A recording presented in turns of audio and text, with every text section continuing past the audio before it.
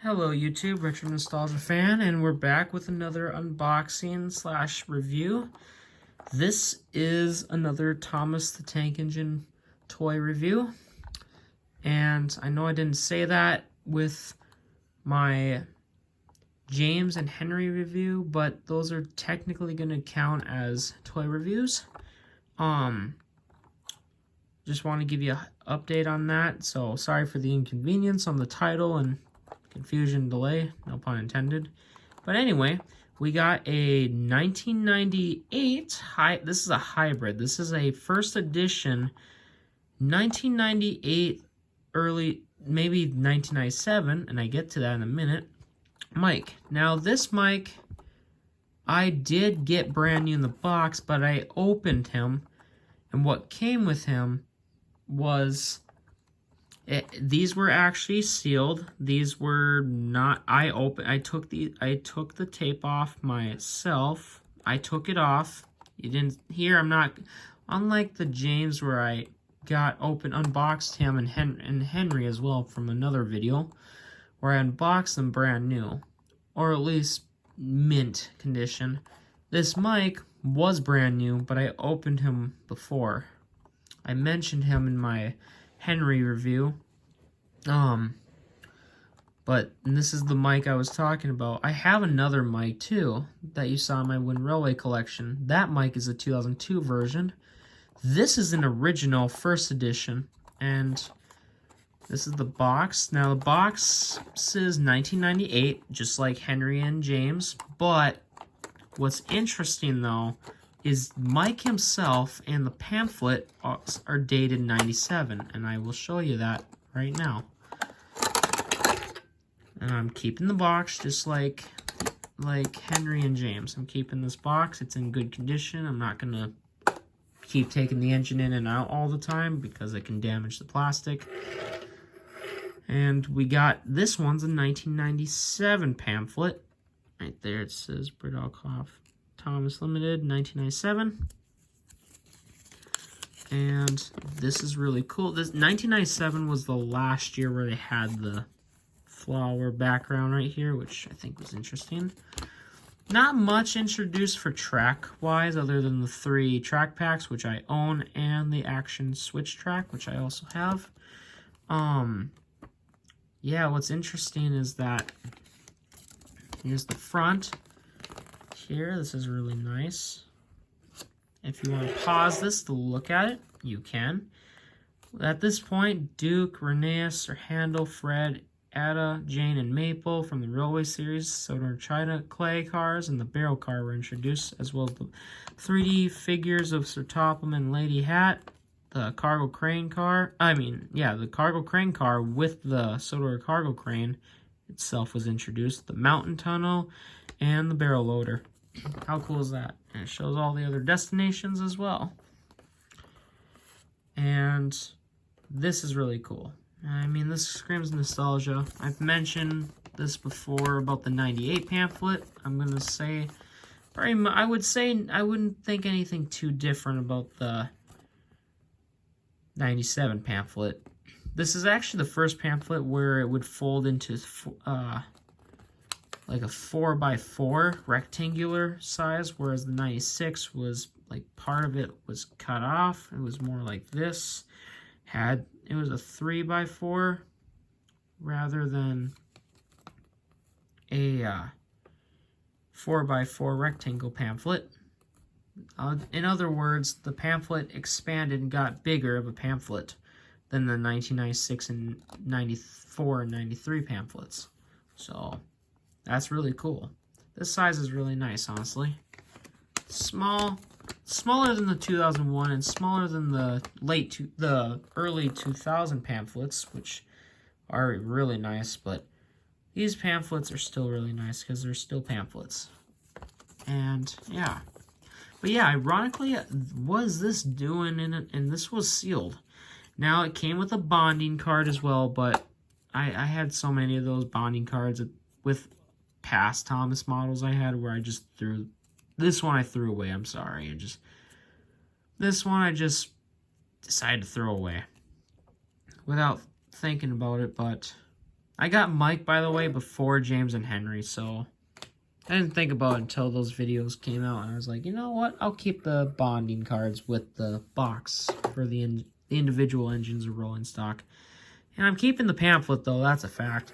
And now let's look at Mike. Now, what I think of Mike, I think it's a nice Wind Railway model. His wheel figuration's not accurate. It looks, you know, I mean, these represent, of course, the moving wheels, but I'm just, there's no name on the bottom, of course, like most Thomas items from the 1990s as a whole. Even 1999 itself didn't have names. But the wheels, if you look, it says 1997 there. All of the wheels actually date 1997, and I'll organize them to show that point. Yeah. Yep. 1997. 1997. So, that's weird, because Mike was introduced in 1998, technically.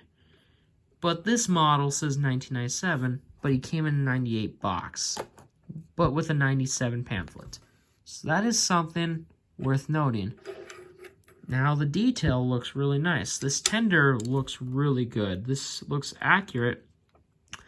Ironically enough, Duke is the first steam engine in the Wind Railway range to have plastic coal in 1997. 1997 was when plastics started to become more common with the engines or rolling stock. But it really, but with Mike, actually, I would say he was the last steam engine to have the wooden funnel treatment, but actually I found out the last was Neil. Neil in 1999 was the last ever character to have a wooden funnel. But Mike is second to last. Mike is second to last, being the second to last engine to have a wooden funnel. And what's ironic, the 2002 version, now this boiler of Mike usually is plastic from 2001 and onwards, but this one, this is actually painted. This is painted bright yellow. That's really cool. And you see the little bit of that iconic Widow's Peak right there, which I think is really cool in old Wind Railways. I always got fascinated with the Widow's Peak, ironically. No joke. That's why I love, and also the Pac-Man eyes in most models. But Mike, this model pretty much stayed exactly the same. He has thick wheels, round magnets. This one has no name, wheels dated 97. Even though he was designed for 98, but probably was prepped in 97. And what's ironic also is that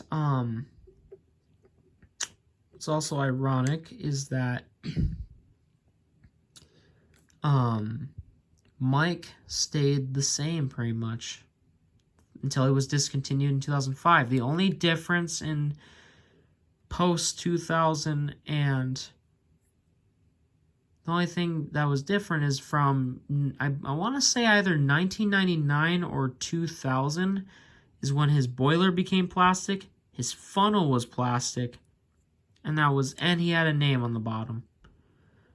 But then in 2003, they got rid of that little Widow's Peak on the top there. But aside from that, though, he pretty much stayed about the same. Aside from the plastic funnel change, that was the big change. And that Widow's Peak going away in 2003 or 2002. I think personally 2003. But in some models in 2001, 2000, it's so painted in, you can't even notice it sometimes. This one you can, though. But yeah. And overall, I gotta say, I really like Mike, though I'm not gonna lie. When I was a kid, Mike's face looked creepy as hell. I'm not gonna lie, the Pac-Man eyes, I mean, I liked on models like Henry, James, and Thomas, and even Edward, they looked really nice. And some versions of Percy. But with Mike, though, I'm sorry, but those Pac-Man eyes don't look nice on Mike. They look really kind of creepy, actually. Yeah, they just look so weird. But aside from that, though, it's, I mean, it kind of looks accurate, but it looks really weird with the lack of painted eyeballs.